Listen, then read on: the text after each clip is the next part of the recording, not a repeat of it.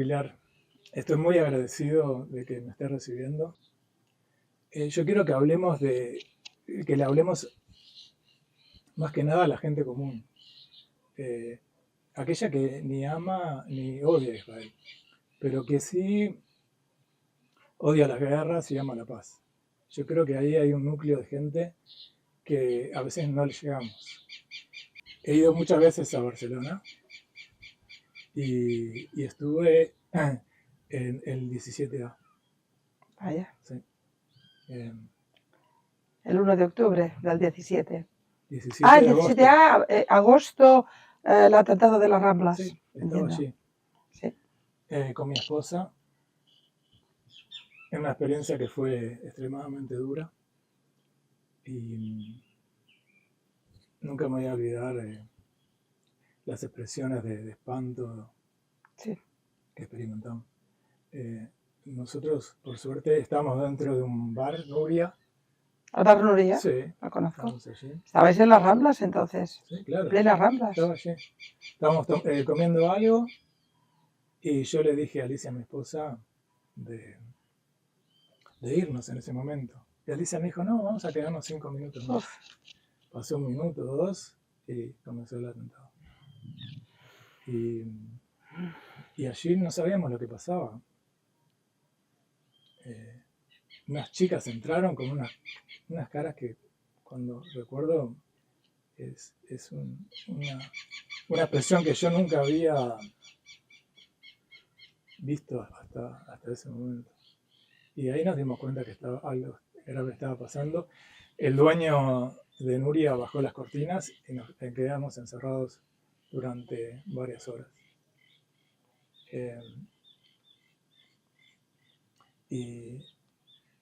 Y la pregunta que te quiero hacer es si Barcelona sufrió un atentado terrorista, yihadista, ¿cómo puede ser que haya tanto apoyo al lado de Hamas y todo eso? Como que es raro, porque digo, nunca tuvieron un ataque de Israel o de judíos. Ellos lo vivieron en carne propia.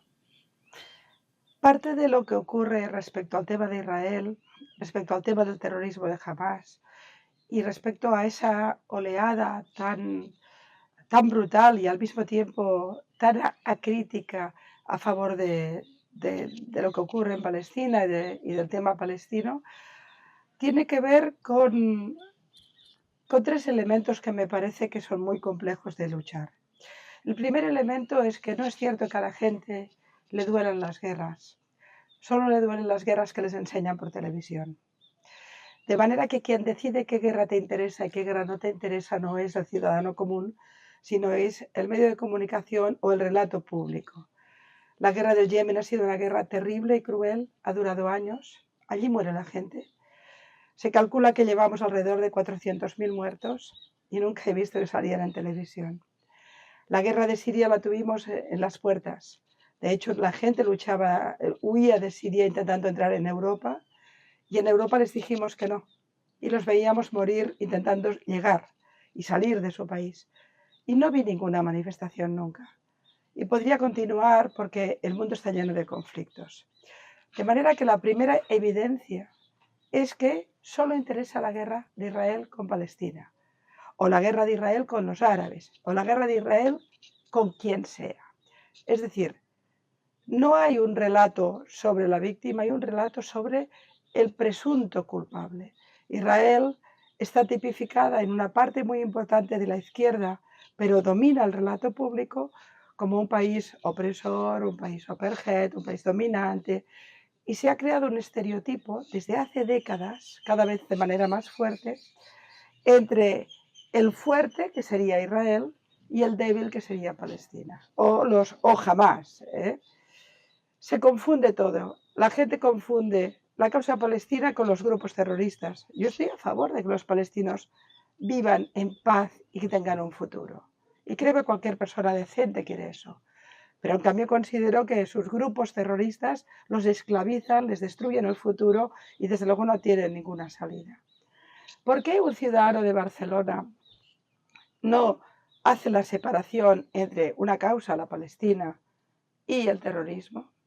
¿Por qué considera que Israel no tiene derecho a defenderse cuando es un país que desde hace más de 70 años intentan destruirlo? ¿Por qué ese ciudadano en Barcelona no se da cuenta que el terrorismo que mata en Israel también le ha matado en las Ramblas de Barcelona? ¿Y por qué no hace un análisis más complejo? Un conflicto tan complicado no debe haber un bueno muy bueno y un malo muy malo. Quizá tiene un poco más de matices. Quizá Israel tiene que luchar a muchos frentes. Quizá su enemigo principal, Irán, es un país muy poderoso que moviliza a todos sus aliados, sus proxies.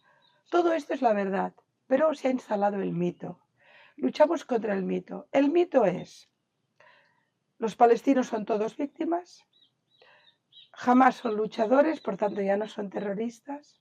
Israel es malo, muy malo y quiere dominar el mundo y quedarse medio Oriente Medio. Y uno es el opresor y el otro el oprimido. Claro, esto a poco que leas 2 libros o sigas un poco la información o conozcas un poco el conflicto, se derrumba. Primero porque Israel es un país muy pequeño, rodeado de una cantidad enorme de países, la mayoría enemigos hasta hace poco como mínimo.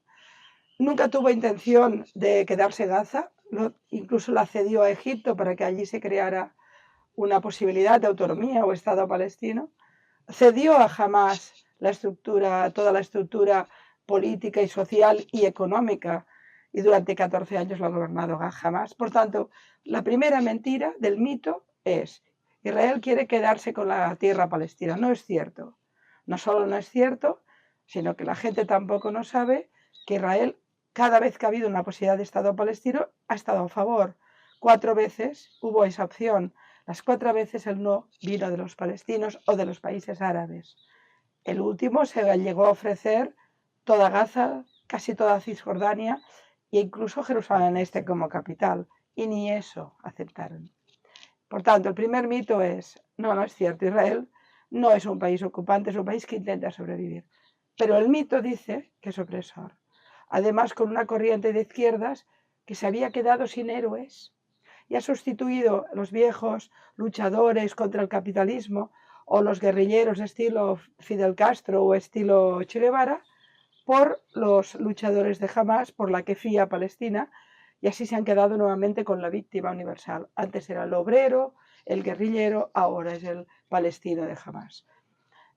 El segundo mito que se ha creado, y que también es mentira, es que los tipos de Hamás, Yihad Islamía, Brigadas de Al-Aqsa, son milicianos, son guerrilleros. Eso es lo que dice permanentemente la prensa. La prensa, cuando habla de Hamás, no habla de terroristas nunca. Cuando habla de Hezbollah no habla de terrorismo. De manera que al ciudadano común se le ha hecho creer que lo que hubo en las Ramblas fue yihadismo, lo fue, pero lo que hay en Hezbollah en el norte o con Hamás en el sur no es otra cosa, es una causa por la libertad, es una causa. Ese es otro mito, de manera, y ese ha ayudado a la prensa. El tercer mito es la confusión en el mundo occidental de que esto es una causa territorial, como la escocesa, como la catalana, como las causas territoriales, como los procesos de autodeterminación. No es cierto. Las organizaciones yihadistas que actúan en Palestina no quieren un Estado palestino y menos al estilo occidental. Quieren una república islámica y además con un concepto de califato, de umma, y por supuesto están a favor de la destrucción completa de Israel. Cuando una vicepresidenta de gobierno en España, como fue en su momento Yolanda Díaz, Podemos, dice del río al mar, no sabe de qué está hablando. Y no sabe, por tanto, que está defendiendo un lema que lo que dice es destrucción de Israel, completa. Ahí está el otro problema. La inmensa mayoría de los que hablan no saben nada, pero creen que ya lo saben todo. Y esto es fácil, si me permites. La gente, los ciudadanos de a pie, los que no se dedican a esta cosa nuestra de la política internacional, no saben nada de los conflictos. Si ahora le pregunto a mi vecina, qué está pasando en el Sahel africano, donde en este momento tenemos una reconstrucción del Estado Islámico. Mi vecina no sabe ni dónde está el Sahel. Si le pregunto qué está pasando en el Yemen, habrá oído algo de unos hutis, pero no se sitúa ni en el mapa. Pero si le hablo de Israel, cree que lo sabe todo. De golpe, mi vecina se ha convertido en experta en política internacional. Porque de golpe le han dicho quién es el bueno, quién es el malo, quién es el oprimido, quién es la víctima. Se ha quedado con eso y ya tiene una opinión. De manera que se ha construido un relato impostado que además sobre mentiras y sobre tergiversaciones y manipulaciones muy profundas de la realidad, que ha facilitado que cualquier persona tenga una opinión sobre este tema cuando no la tiene sobre nada más, ¿no? De manera que ese ciudadano que ve el horror de las Ramblas de Barcelona piensa qué horror, qué asesinos, pero cuando le están hablando de Palestina solo ve mujeres y niños porque es lo que le enseñan. No ve los locos estos de asesinos de Hamás. Ya tiene construido la idea que Israel es culpable, no sabe de qué, pero de todo. Ya le viene un recuerdo de que los judíos ya se sabía que eran culpables. Y entonces se suman tantos estratos de mentiras, tantos mitos, que al final acabamos en lo que ocurre. Es muy complicado que te expliquen una frase que nos está pasando, porque además es una perversión tan grande del sentido común. Yo a veces lo intento desmontar. Tú hablas, me comentabas, para ciudadano común, que es aquel que no tiene por qué conocer la política internacional. La gente, pues si son médicos, serán excelentes médicos, maestros, empresarios, gente muy buena, trabajadores. La gente común normalmente sabe de lo suyo y tiene una idea muy aproximada de algunas cosas de la política internacional que queda muy lejos. Pero en este tema se ha construido un relato tan fuerte que creen que realmente tienen opinión, cuando lo que tienen es pura propaganda. Y entonces cuando ocurre lo de las Ramblas, ellos lo perciben como un ataque a su libertad y eso. Pero cuando ocurre en Palestina, no, eso es una causa que hay que defender porque como buena persona que soy, tengo que estar con el débil. Y entonces yo le tengo que explicar, no es el débil. Le tengo que explicar, y todo es muy complicado porque vivimos en la época del Twitter, ¿no? O del TikTok. El TikTok dice, niño palestino asesinado por Israel. Es el impacto. Y yo tengo que explicarle que quienes han situado Gaza en esa situación tan terrible de guerra son multimillonarios, han recibido millones de dólares de todas las partes del mundo, casi el doble del plan Marshall europeo en proporción. Han utilizado todo ese dinero para hacerse multimillonarios y para crear una Gaza de armamento donde han copado todos los edificios civiles de armamentos, de bombas, de misiles, que las organizaciones yihadistas, Hamas, tiene más de 40.000 miembros, Jihad debe tener alrededor de 15.000 brigadas del Aqsa. Hablamos de un contingente de soldados terroristas armados hasta los dientes en la guerra contra el ejército israelí, de manera que si hay muertos es porque hay una guerra. Tengo que explicarle todo eso y eso es muy complicado porque alguien le ha enseñado una foto y le ha dicho el culpable es de Israel. Y yo tengo que explicarle un montón de cosas que son muy complejas. Como no consigo llegar tan lejos con un Twitter, le tengo que decir a mi vecino, ese vecino que dice Israel es muy malo, le digo algo muy simple. ¿En qué parte del mundo te sitúas? ¿En el que cree que secuestrar a un bebé forma parte de su causa o en el que nunca lo haría? ¿En el que educa a sus hijos para la muerte o en quienes lo educan para la vida? ¿Querrías tú que los que están mandando en Hamas mandaran en tu país? ¿Quisieras que Gaza fuera Cataluña? ¿Quisieras que en Barcelona tu intendente o tu presidente en Cataluña fuera un miembro de Yihad Islamía? Sitúate en la piel de un judío, de un israelí, que tiene el horror de Ramblas en el sur, el horror de Ramblas en el norte, un país enorme que los alimenta económicamente, unas fronteras permanentemente vulnerables, una historia de 75 años llena de muertos y una imposibilidad de encontrar una solución porque los del otro lado niegan permanentemente la solución. Y además no tienes un interlocutor confiable. Sitúate tú, mi vecino, en esa piel. A veces cuando hago eso, a veces consigo que algo entiendan. Sí. Ahora, yo he hablado con amigos, gente muy buena y muy razonable, que, que piensan que no hay un lado bueno, como que los dos lados son malos. Como que no es que apoyen a Hamas y quieran vivir en esa dictadura, etcétera, pero consideran que son dos malos. Pero eso es otra perversión, es decir, ante el terror es el terror, y quien lucha contra el terror no forma parte de la maldad. Puede equivocarse políticamente, puedes tener un dirigente mejor o peor, puedes hacer mejor los gobiernos e incluso puedes hacer mejor las guerras. Pero al final no hay dos lados malos, nunca. Es decir, el lado malo sería el grupo de países, la alianza de países que luchó contra el Estado Islámico en Mosul. ¿Por qué es bueno? Mataron más de 50.000 personas en los 2 últimos días de liberación de Mosul. A nadie le preocupó. Es decir, luchar contra el Estado Islámico permite una guerra, luchar contra Hamas no lo permite. El Estado Islámico no había entrado en nuestros países masacrando pueblos enteros y familias enteras, secuestrando 200 personas, masacrando un concierto de jóvenes que cantaban por la paz. Había hecho otras cosas, pero esta no. Israel tiene que aguantarlo.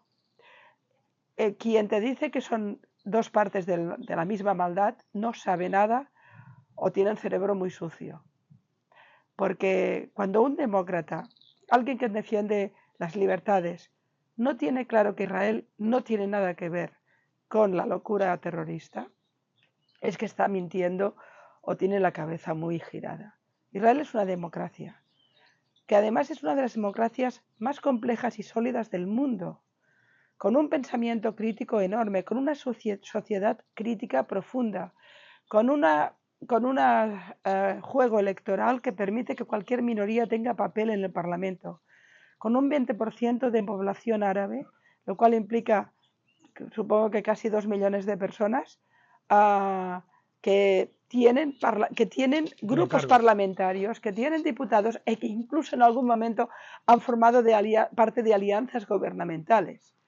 Esto es Israel. Israel es un país donde el ejército es la gente. No son los Wagner rusos, no son ciudadanos pagados para ir a hacer la guerra a cualquier lugar del mundo. Son jóvenes estudiantes que dejan su carrera, son padres de familia, reservistas que tienen que ir a luchar por su país. Son la gente. Ese país educa a su gente para la vida. Por eso Israel es uno de los países más felices del mundo, a pesar del terrorismo, de las guerras, de los enemigos, porque hay un espíritu de vida. Cuando tú vas a Hamas o vas a Gaza, en las escuelas de Gaza te ves las caras no de Harry Potter, sino de los últimos suicidas o de los últimos tipos que fueron a matar judíos. Y ese pequeño chaval, ese niño que tendría que estar adorando a sus ídolos infantiles, acaba adorando a los terroristas. Y esa es una cultura de muerte. Diré a ese amigo tuyo que dice que son dos partes del mal, que la diferencia entre una educación para la vida y una educación para la muerte realmente es la diferencia entre la humanidad, entre el futuro y la negación del futuro, ¿no? Si alguien considera que es exactamente igual los hermanos Vivas y los asesinos que se los han llevado, vete a saber si no los han matado o si los tienen en agujeros.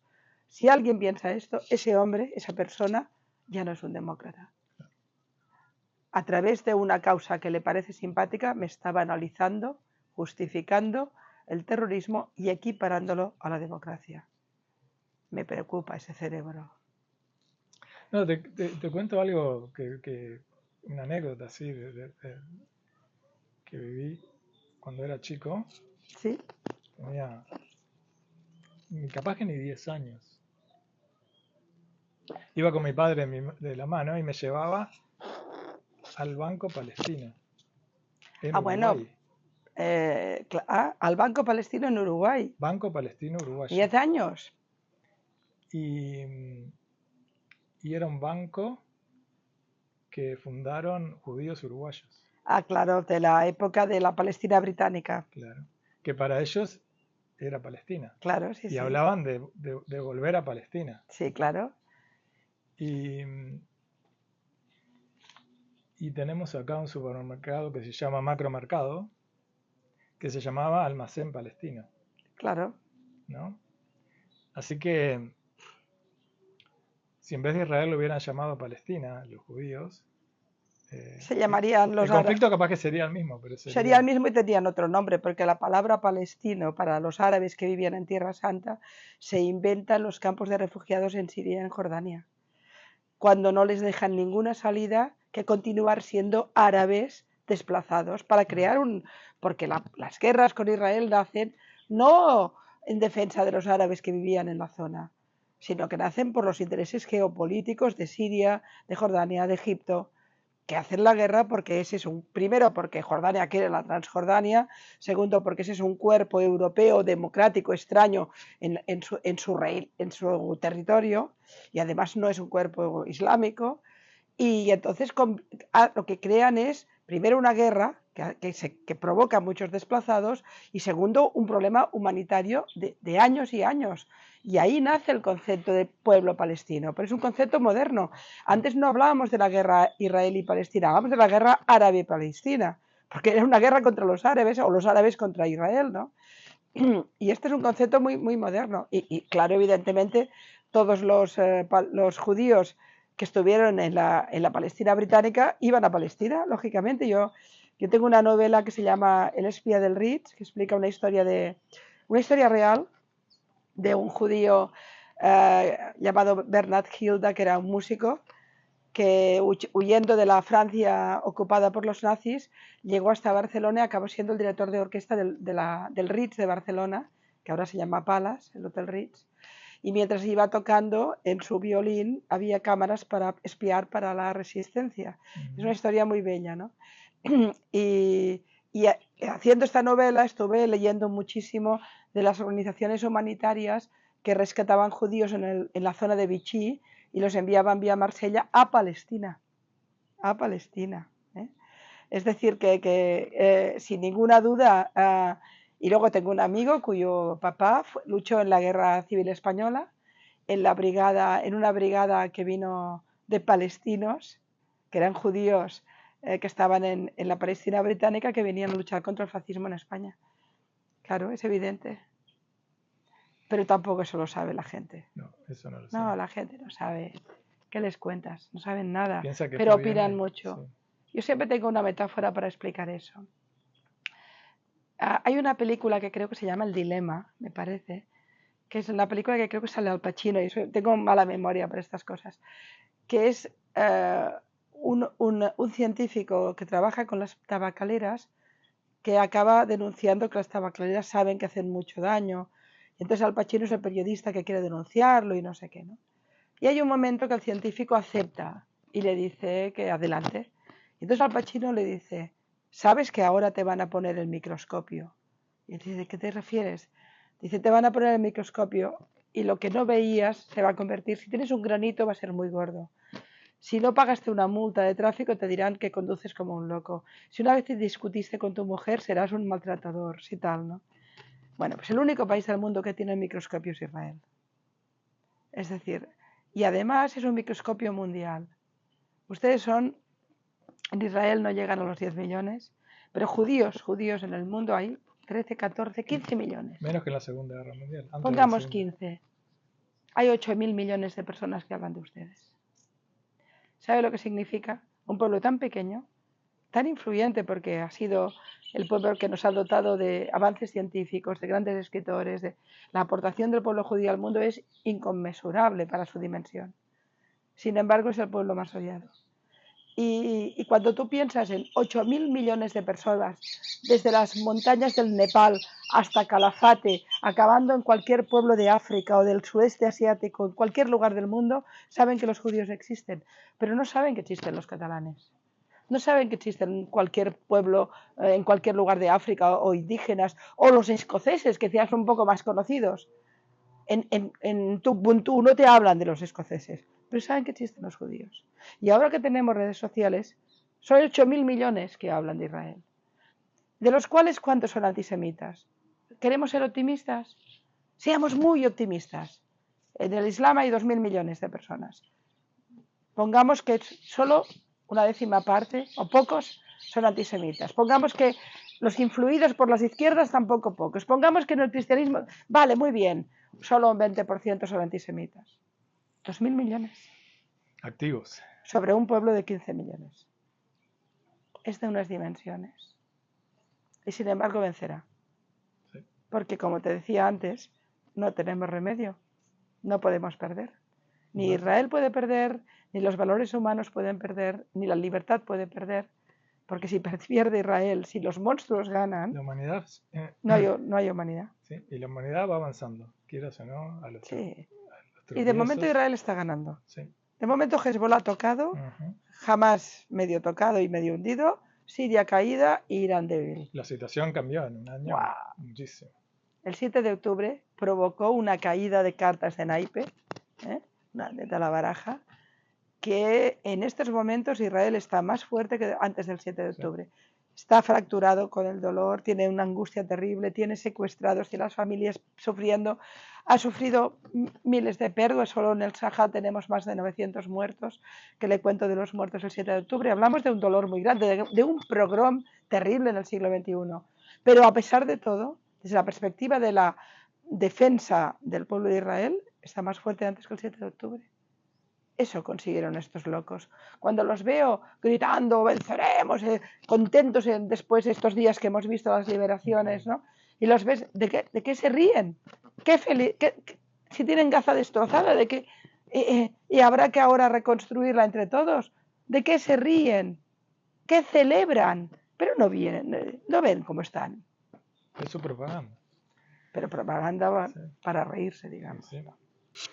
¿No refleja esta lucha entre civilización y barbarie el corazón del conflicto israelí-palestino, donde narrativas opuestas intentan justificar actos que perpetúan el odio y destruyen las posibilidades de paz?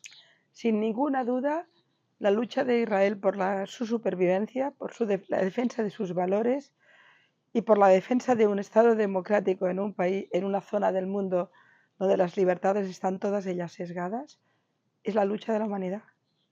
Israel lucha por mí. Lucha para que no me maten en las Ramblas.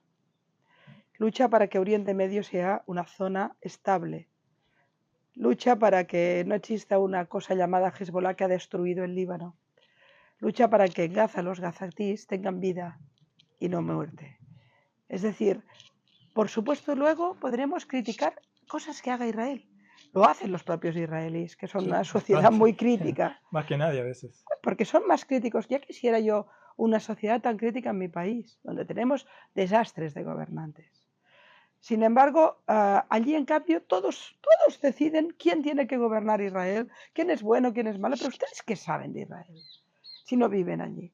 Fíjate, a mí algo de lo que más me impresionó, bueno, me impresionó todo, tanto cuando estuve en Niroz, cuando estuve en uno de los kibbutz arrasados, entré en un comedor donde aún había olor a quemado, porque habían quemado cuerpos de seres humanos. Y había un afiche, había un flyer en la pared, y pregunté qué ponía, estaba en hebreo. Y era la convocatoria de la manifestación contra Netanyahu del 7 de octubre. A la tarde se manifestaban contra Netanyahu. Quiero decir, no hay sociedad más crítica que la israelí. Para mi punto de vista, incluso excesivamente. Nunca les gusta ningún gobernante, ¿no? A veces tienen más razones, yo creo, pero eso ya me lo dejo. Y sin embargo, y en cambio los líderes de Hamas eran unos tipos que vivían subidos en el oro más brutal. Hablamos, Hamas es la segunda organización terrorista más rica del mundo, Hezbollah la primera, por tanto imagínate, ¿no? Y sin embargo este vecino tuyo, mi vecina, en lugar de decir qué tipo de gobernante quiero, un tipo que es democrático, que va a elecciones, que la gente le hace manifestaciones, que cuando ha sido atacado hace una guerra y defiende a su población. En fin, ¿quiero a este o quiero a un tipo encapuchado que le dice a los niños que tienen que vivir para matar, que les enseña a odiar, que nunca va a estar a favor de la paz, que si tienen una tregua, la tregua para rearmarse, y que considera, además, que su motivación es la destrucción del vecino? ¿A quién quieres? Porque al menos como mínimo los presidentes, los primeros ministros israelíes van y vienen, pero estos no, estos son asesinos. El problema del pueblo palestino es que está, al menos en Gaza, gobernado por asesinos. Asesinos que aman la muerte y que no tienen ningún problema en secuestrar a toda su población y a enviarlos a la muerte. Porque ese vecino tuyo y el mío tienen que hacerse una pregunta. Si tú envías 3.000 personas, 4.000, armados hasta los dientes, a entrar en pueblos que están durmiendo, en kibbutz, familias, en ciudades. Los pueblos más pacifistas de Israel. Sí, esta es la además, otra. Por eso había. No eran los colonos, no, que a ellos se les pueda dar. Por eso había carteles por manifestarse, ¿no? Tú imagínate que envías 3.000 personas por tierra, por mar, por aire, a masacrar un concierto, a matar a todas las familias que puedas, a disparar contra coches, contra gente que huye, a llevarte a niños, a violar a niñas, a mujeres, a secuestrar a más de 200 para meterlas en agujeros. Si tú haces esto, ¿qué va a pasar al día siguiente? Sorprendentemente me han dicho que no fue eso lo que planificaron, sino que se les fue de las manos, ¿puedes creer? Esa respuesta solo la puede decir alguien que es muy estúpido. Si tú planificas una matanza como esta, sabes que al día siguiente va a haber una guerra. El objetivo del 7 de octubre es la guerra. Y eso, evidentemente, quien sobre todo lo quiere es Irán. Irán tiene como objetivo cómo desestabilizo los acuerdos de Abraham, cómo rompo los equilibrios, cómo provoco una guerra. Y ahí tiene a los locos del 7 de octubre para perpetrarlo. Pero a cualquier país del mundo, si le penetran en sus fronteras 3.000 tipos armados y le matan a todo Dios que encuentran y acaban asesinando a más de 1.000 personas, cualquier país del mundo al día siguiente va a mover a los tanques. Por tanto, ese es el objetivo. Es decir, que jamás no le importa cuántos de los suyos mueren. No le importa cómo lleva a su población a la desesperación, a la guerra, a la muerte. No le importa, porque los palestinos son para ellos carne de cañón, son munición. El horror del terrorismo es que los terroristas son simple munición. No sirve la vida, no importan los jóvenes, no importan los mayores, no importa nada, porque el terror busca el terror. De manera que, ¿qué quieres que te diga? Si alguien tiene dudas en qué lugar del mundo tienes que estar, luego vete a manifestarte si quieres, si no te gusta ese presidente o ese. Pero oigan, hablamos de la guerra para defender a tu población, que además se han llevado a 300 personas tuyas, niños, gente mayor, enfermos, y los han metido en túneles, que han estado 14 años cavando más de 700 kilómetros de túneles, cargados de explosivos, que hay explosivos en hospitales, en guarderías, en escuelas. ¿Pero qué es esta locura? ¿Cómo puede el mundo defender esta locura? ¿Esto es a favor del pueblo palestino? No hay nadie que odie más a los palestinos que los tipos de Hamas, los tipos de Hezbollah, Irán, que les importa nada la muerte palestina. Y luego tenemos a los tontos de izquierdas en nuestros países diciendo ¡viva Hamas! Yo alguna vez le he dicho a algún líder de las izquierdas en mi país, yo amo más a los palestinos que tú. Tú los odias, porque estás defendiendo a sus opresores. Estás banalizando su muerte y su terror. Estás impidiendo que tengan futuro. Hay que decir algo muy claro, si me permites. El pueblo palestino solo tiene futuro al lado de Israel, no contra Israel. Esto lo han aprendido los saudíes. ¿Qué potencia sería? Bueno, no tengas ninguna duda de que el día que se firme cualquier tipo de acuerdo, solución o resolución con los palestinos, van a ser los árabes que van a vivir mejor del mundo. Creo lo mismo. Y si jamás no hubiera sido esa locura terrorífica, se hubiera dedicado a utilizar tanto dinero para crear estructuras económicas, para crear Que un Gaza es un lugar bienestar, divino en el Mediterráneo, podría Gaza ser sería Singapur. exacto. ¿Eh? ¿Por qué no lo es? ¿Por Israel? ¿Quién recibe el dinero? ¿Quién recibe la logística? ¿Quién recibe el armamento? ¿Quién hace un ataque a Israel que implicará una guerra? Entonces, ¿cómo puede alguien decente dudar en qué lugar del mundo tienes que estar? Por eso, como te decía antes, para mí Israel lucha por mis valores y lucha contra el mismo terror que ha matado en mi país y que ha matado en Londres y ha matado en Buenos Aires y ha matado en tantos lugares, ¿no? Y mató en Bali, mató en Chechenia, vete a saber, ¿no? Israel lucha contra el mismo terror. No hay matices en eso, no hay causas, es el terror. Quizás tampoco entendemos lo que es una guerra, nosotros mismos. Bueno, no, Porque sabemos lo que es una guerra. Nadie duda que la guerra se tenía que hacer contra Hitler. Y no creo que nadie ame las guerras. y hay que murieran y murieran. Eh, Millones. ¿Hay alguien que considere que las guerras son buenas? ¿Hay alguien que le guste la guerra? Las guerras son terribles. No solo matan personas, matan territorios, destruyen la economía, contaminan todo el entorno. Es decir, siempre la guerra es una tragedia, es una catástrofe. Pero hay guerras que, siendo catastróficas, eran mejor que no hacerlas. Y eso lo tuvo muy claro Gandhi, que estuvo a favor de la Segunda Guerra Mundial contra Hitler. Porque Hitler primero no podía ser vencido de otra manera que con una guerra, y porque si vencía a él, quienes perdíamos éramos todos. Y por tanto hicimos algo terrible para los seres humanos, que es considerar que valían la pena esos muertos para salvar la libertad. ¿Eh? Pero esto lo hemos hecho en todas las guerras, excepto en Israel. ¿Por qué?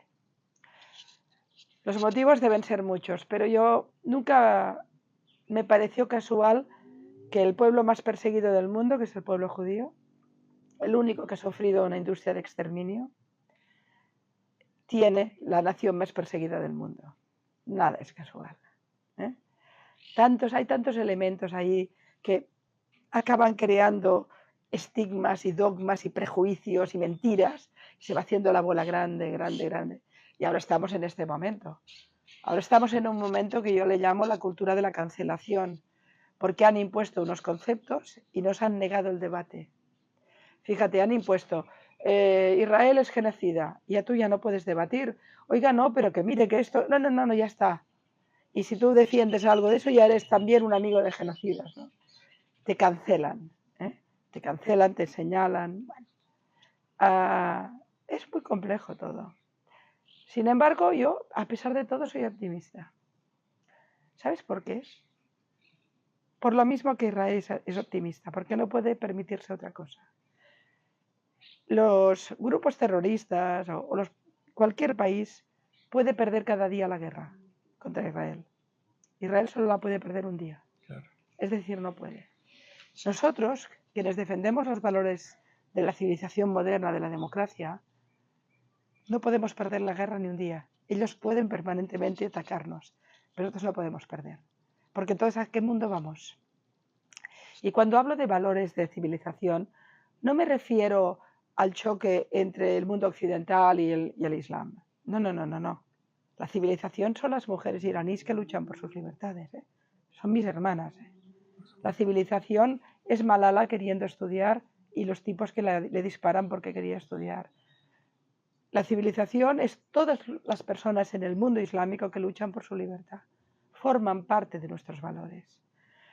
Quienes utilizan a su religión o su identidad o cultural o su legado para el mal, esos son quienes los odian. Los islamófobos son los dictadores, son los ayatolas, son los que los lapidan, los que encarcelan. Estos son los que odian al Islam. Yo al Islam no lo odio. Bienvenido, si es democrático. Cualquier religión no me importa. Mi sociedad es la sociedad donde los dioses no se pelean, se miran, se hablan.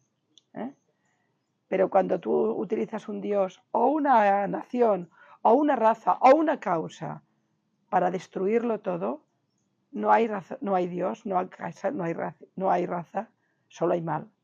El comunismo utilizó una causa, la de la justicia social, y masacró a millones de personas.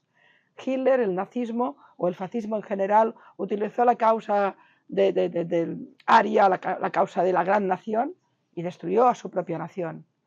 El islam mismo radical, el yihadismo, utiliza a Dios y destruye a su gente. Siempre es la misma, ideas diferentes, motivos diferentes, circunstancias diferentes, pero la misma ideología, el terror. Es ideología totalitaria, nada más. Es decir, los palestinos son rehenes de todo esto, pero ¿se sabe qué porcentaje apoya, qué porcentaje... Importa ¿Hay alguna poco. idea? Mira, importa poco, te diré por qué. Primero porque es imposible que mientras estén bajo el yugo de Hamas, de Yihad, de Brigadas de Al-Aqsa, no vas a conseguir que nadie te hable libremente. Claro. Es imposible hacer porcentajes. Sí que conocemos que cuando te hablan tú a tú te explican que están hartos de Hamas, que los oprime, que cuando trabajan o comercian con los judíos les funciona bien la cosa. Cantidad de gente, lo sabemos perfectamente, que por las noches salían de Gaza para ir a hospitales israelíes. Es decir, ya lo sabemos. Pero, ¿cuánta gente? Mientras Hamas ha gobernado Gaza, todos, porque incluso aquellos que estaban en contra no abrían la boca. ¿Tú te crees que bajo el nazismo nadie podía estar contra el nazismo? El terror es el terror. Bajo el estalinismo, ¿quién estaba en contra de Stalin? Te ibas a Siberia. Entonces, no sabemos. Yo estoy convencida que una parte de la población de Gaza le ha dado apoyo, sin duda, y ha formado parte de una estructura social del terror, y otra parte sencillamente ha intentado sobrevivir como ha podido. Si mañana hubiera una solución del conflicto, se destapara todo esto, habría una explosión de alegría que no me puedo imaginar, porque al final la gente lo que quiere es vivir. Yo estoy convencida que esas madres que lloran a sus hijos quisieran una situación en la cual sus hijos no se convirtieran en terroristas, en no sé qué. Al final, la vida siempre tiene más fuerza que la muerte. Lo que pasó con los palestinos en Jordania. Sí. ¿No? Y a pesar de todo, fíjate que hay la presión en Cisjordania de Hamas, del Estado Islámico que hay allí, las brigadas de Al-Aqsa, que es donde se mueven más. Y yo decía Jordania. Ah, en Jordania, perdona, pensaba que hablas de Cisjordania. En Cisjordania, mientras no hay una situación de conflicto, se vive mucho mejor, porque al final hay una relación con Israel mucho más buena. Lo que ocurre es que la autoridad nacional está permanentemente presionada por brigadas de Al-Aqsa, etcétera, etcétera. Y respecto a los países árabes, oye, no hay que ir tan lejos. En los acuerdos de Abraham con Emiratos ha sido una locura. De golpe, cada día hay comerciantes, financieros, industriales israelíes que están en Emiratos y financieros de Emiratos que están todo el día en Israel y están encantados. Pero ellos lo tienen claro. A mí me lo dijo un saudí una vez. Me dijo, dije, bueno, parece antes del 7 de octubre que estábamos muy cerca de firmar, ¿no? Digo, parece que vais a firmar con Israel. Y me dice, nos hemos pasado la vida queriendo destruir a Israel y al final hemos descubierto que era mejor aliarse. Tipos listos. Tipos listos. Con el rol que tiene el UNRWA. La UNRWA. ¿Sí? Sí.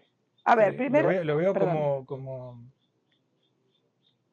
un asistencialismo llevado al máximo nivel, como nunca se vio en la historia, desde sus comienzos. Hablas de UNRWA y de las organizaciones humanitarias. Sí. Bien. Y que los refugiados siguen siendo refugiados cuando nacen sus hijos, etc. Sí, por generaciones. Por generaciones. Para ir creando un problema. Son los únicos que tienen ese estatus. Bueno, para crear un problema humano. Y están acostumbrados quizás a recibir. Para crear un problema humano no resoluble. A ver, primero, la solución está en la educación. Sí, genéricamente sí, evidentemente gente educada para la democracia no irá fácilmente al terrorismo y gente educada en un clima, en un ambiente de terrorismo es más fácil que, evidentemente, la educación. Pero tiene que ver también con la geopolítica. Si no hubiera cantidad importante de dinero de Qatar o de Irán sobre Gaza, probablemente estos tipos no serían tan fuertes y tendrían tanto ejército. Es decir, es más complejo. Y respecto a las organizaciones humanitarias, y muy especialmente la UNRWA, es evidente que la ONU está pringada hasta aquí arriba. en Gaza, porque su gente ha estado colaborando con Hamas. De ahí la indignidad de Guterres. Guterres para mí ha sido un chiste malo, ¿no? Pero sí que te diré algo. ¿Qué esperábamos? ¿Alguien podía en Gaza hacer nada si Hamas no quería? Entonces era evidente que las organizaciones internacionales, desde Cruz Roja hasta UNRWA, o estaban con ellos o no estaban. Es decir, no había opción. Es como si me dices, no, en pleno nazismo había organizaciones de protección de los judíos. ¿Perdone?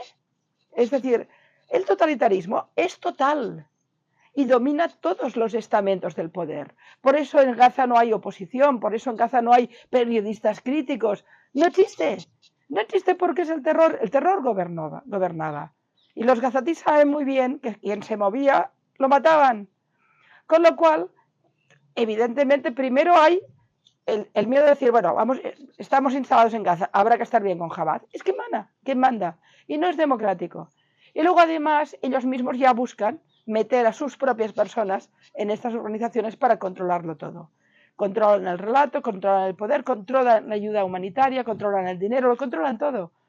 Y como han controlado la información durante la guerra, cuando los tontos de la BBC compraban la información del Ministerio de Salud Palestina, ¿qué carajo es el sistema, el Ministerio de Salud de Palestina, sino Hamas? ¿Qué creen? ¿Que existe una oposición para partidos políticos, parlamentos? ¿Estamos locos? Pero la BBC te compraba la información directa y te salía como titular, que es otra cosa, ¿no? La destrucción del periodismo. Con lo cual, al final, a mí no, cuando empezó a salir que los de UNRWA habían estado, que había secuestrados, que habían estado en casa de miembros de la Organización de Naciones Unidas, que los ha habido que han estado implicados, incluso los hubo que se implicaron en el 7 de octubre. A mí no me sorprendió nada, porque nadie puede moverse en Gaza, en el Gaza de Hamas, si no está con Hamas, o no acata las órdenes de Hamas. Y eso cualquier persona con un poco de cerebro, ¿qué nos pasa? ¿Qué le pasa a nuestros amigos?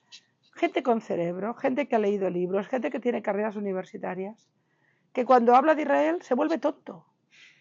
No se hace ninguna pregunta. Se come la propaganda a trompicones. De golpe no. Algunas de las cosas que yo he dicho no hace falta que estén de acuerdo conmigo, pero que me las discutan. Que me lo discutan. Esto mismo que acabo de decir. Ustedes que nos están viendo, ¿alguno de ustedes piensa que la información de las víctimas en Gaza, si las da Hamas, eran reales? Siempre va a decirte que mueren mujeres y niños y te sale reproducido en la prensa internacional. Yo he estado en zonas de guerra. Tú sabes cuando estás en una zona de guerra que no puedes confiar a ninguna fuente porque en una guerra la verdad desaparece. Pero aquí no. Aquí cuando ha salido alguna información de Israel lo ponen siempre en comillas como una información. En cambio, la información que sale de Hamas, no de Gaza, de Hamas, ha copado los titulares. Entonces, la UNRWA se ha sacado, finalmente el rey estaba desnudo, la ONU estaba desnuda. Y nos extraña, la ONU, una organización que blanquea las dictaduras. La ONU nació para ayudar después de la Segunda Guerra Mundial a procrear y a consolidar y garantizar las democracias en el mundo. Hoy por hoy la ONU es el blanqueador de dictaduras. Hoy por hoy cualquier patán asesino que gobierna en un país de manera dictatorial se mide igual que cualquier gran democracia. Y encima tenemos secretarios de la ONU que son patanes ideológicos que en lugar de tener una posición de cobertura del relato, acaban comprando el relato políticamente correcto, el que se instala, ¿no? Gutiérrez hace ideología, no hace de secretario general de la ONU, hace ideología, es un propagandista más. Entonces, que la UNRWA haya fallado, que Cruz Roja, que nunca ha ido a ver ni un solo secuestrado, ahora aparece en la foto trayendo a 3 chicas. Iros a la porra, por favor. Y perdona la expresión que es quizá mucho de mi país, no sé aquí. O al carajo, dicen ustedes, ¿no? Es vivimos en una mentira tan grande. Es curioso que yo me imagino que los judíos de los años 30 en Europa, ¿cómo debían vivir esa sobrecarga inhumana de mentiras sobre ellos, tan terrible, desde el viejo Sefarat en la Edad Media hasta siglos y siglos de mentiras atroces sobre ellos, hasta el punto de considerar incluso que habían matado a Dios, que es lo peor que un pueblo puede hacer. Y tenían que vivir con esto. ¿Y cómo ahora vivimos esa cantidad atroz de mentiras sobre Israel? Fíjate los paralelismos. Nada es casual. Venimos de la misma fuente. Al final no olvidemos que las dos grandes creadoras de opinión en el mundo, que ha sido el cristianismo y ha sido el islam y la izquierda, las tres, son las tres antisemitas. Y las tres han sido anti-israelíes. Entonces, eso es lo que nos está pasando. Hay quien nos dice, no, yo no soy antisemita, yo tengo un amigo judío. Estoy en contra de Netanyahu. No, tú cuando me dices del río al mar, me estás diciendo que Israel no tiene derecho a existir. Me estás diciendo que se mueran todos. Me estás justificando el terrorismo más atroz. Le estás negando a los palestinos un futuro posible. Eso estás haciendo. Claro que eres un antisemita, lo que ni tan solo lo sabes.